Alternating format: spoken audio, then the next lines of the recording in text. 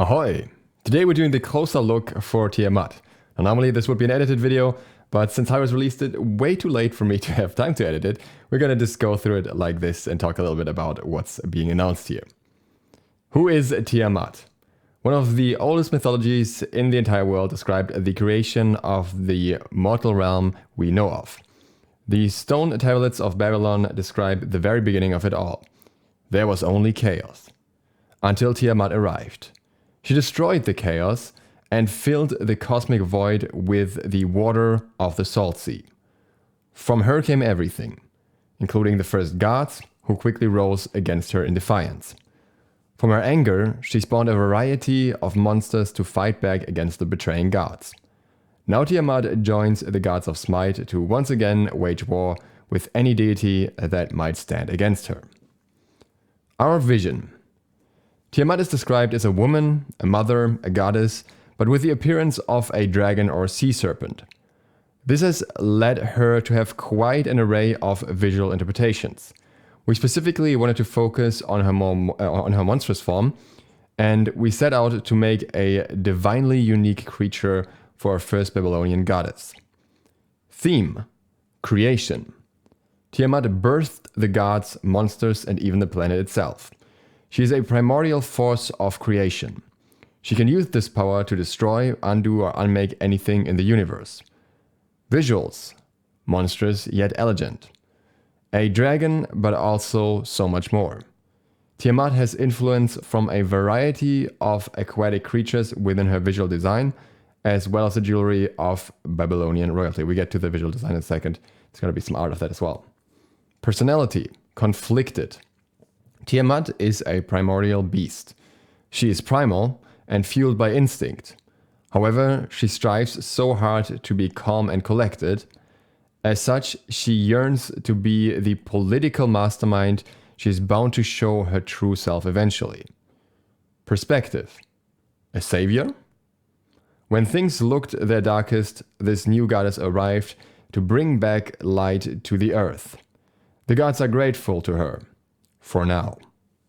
The goddess of the Salt Sea arrives in the SMITE universe on the brink of destruction.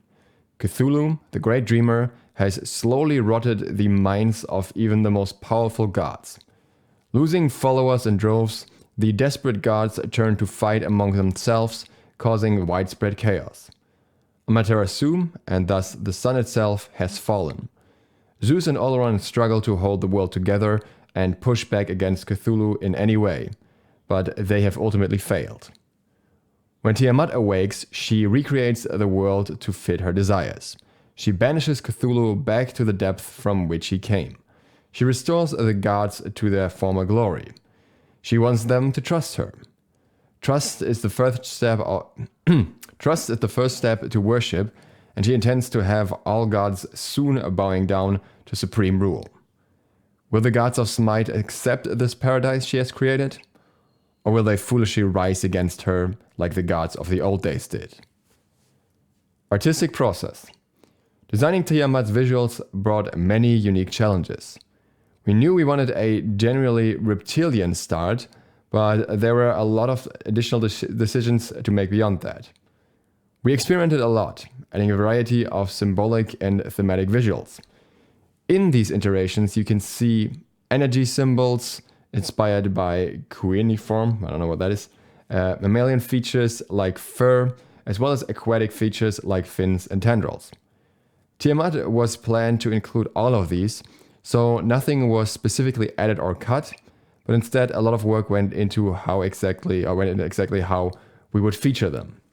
So here we have the first concept. Actually, there's a lot of notes as well.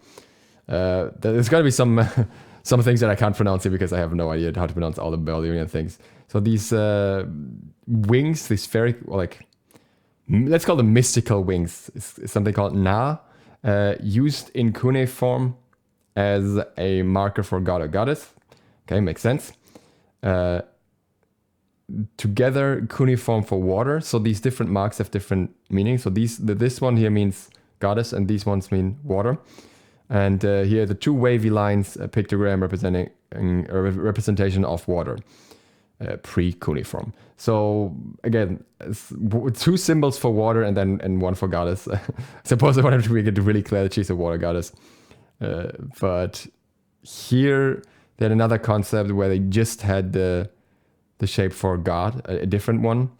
So they went through a few different ideas when it comes to the wing design behind her, essentially, and then they went with a more dragon-esque form, I would say here, which has actual wings, like halfway physical wings, and this other form, the ground form, that also has these larger spiritual wings or whatever behind the actual wings. So I think it's very interesting because while the concepts are kind of similar in this, like, I would almost say alien-ish look, they do differ significantly in the overall style. Like, this is a lot more how I'd imagine like an elder creature to be depicted, while this is more kind of evil looking almost. And I think we'll see the other designs in a second, but I think they chose a bit more of a middle ground between them. All right, going on with the article first.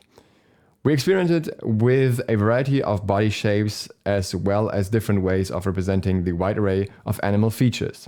We focused more toward a presentation that felt wise and enlightened.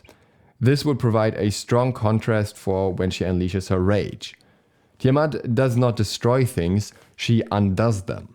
By the way, very interesting if we'll see that mechanic being shown in-game as well. Where other dragons would leave ash in their wake, Tiamat instead leaves an alternate reality, a world where the target of her ire never existed at all. This combination of beast and elegance comes together in the final art concept for Tiamat, a visual representation we are quite excited to provide for such a legendary goddess.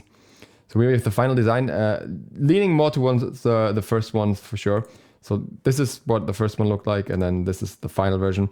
You see the head has more of a dragon-esque shape, but overall I would say that it's most strongly inspired by that. As we can also see from the symbols being included here. So the forms were slightly changed. They still have, I think this was god, and this was water, but now they included another shape here for Tiamat specifically, instead of water twice. And they also included the other symbol behind her, so there's really a lot of symbols going on, which I feel like if you see her from the back, might be a little bit distracting, but we'll see. Then she has energy electrified orbs and cracks in her forearms, powering spells and attacks, so we'll probably see these like animate to some degree while in a fight, when using abilities. She has golden jewelry, like Babylonian jewelry, all across her body, really. Like it's basically her armor. There's some small pieces everywhere here. I can zoom in a little bit more as well so we can see that a little bit better. So really see a lot of details here. She has crab-like hard scales and plates. I think it's like kind of reflected in her whole color scheme as well. Like it's really the scheme of this very crab here in every regard. So that's pretty cool. And then she has electrified jellyfish fins, also very interesting.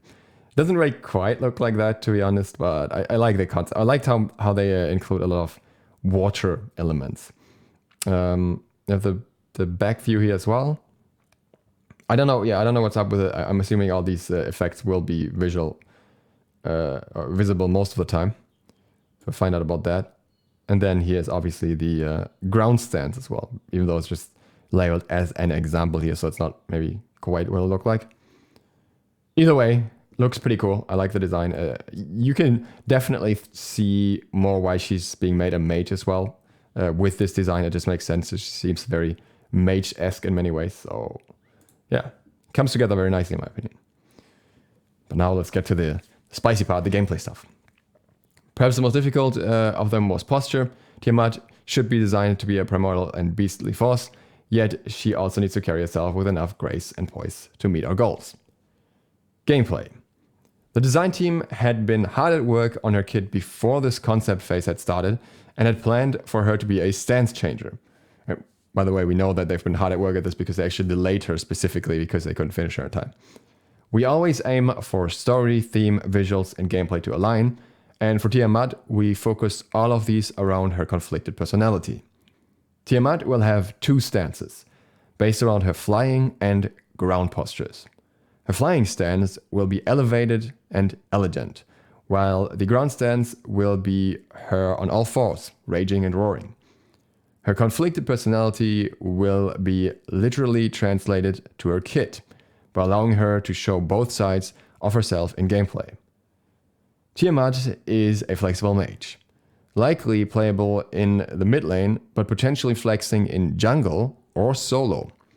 When in flying stance, Tiamat will focus more on long-range magical damage.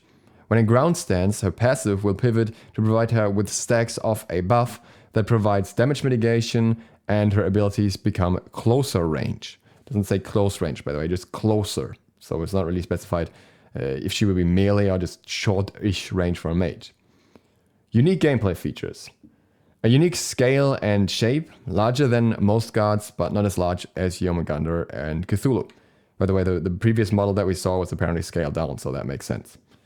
A completely new type of stance switching tied to movement abilities. Really not sure how that one's going to work, like if you dash forward and then you go into melee form, which would be really cool, which is something that League of Legends has with Shyvana, for example, which I really like, but at the same time, Shyvana is also a very different character overall, so I'm not sure if that's how it's going to go here, and especially since it seems that the movement ability is also how do you switch back. I don't know how that works together. A hybrid class that can be a DPS mage or a battle mage. The ability to choose between 3 unique pets to spawn within a single ability. This is, I think, the ultimate of the mage stance.